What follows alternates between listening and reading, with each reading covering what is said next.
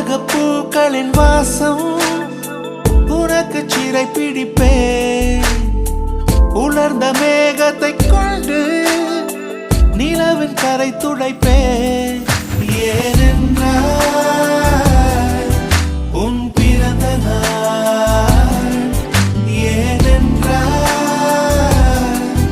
உன் பிறந்த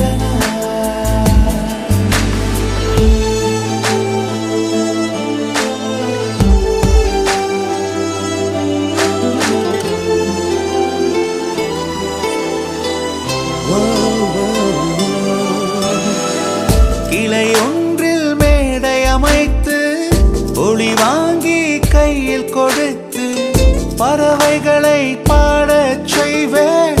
இலையெல்லாம் கைகள் தட்ட அதில் வெல்லும் பறவை ஒன்றை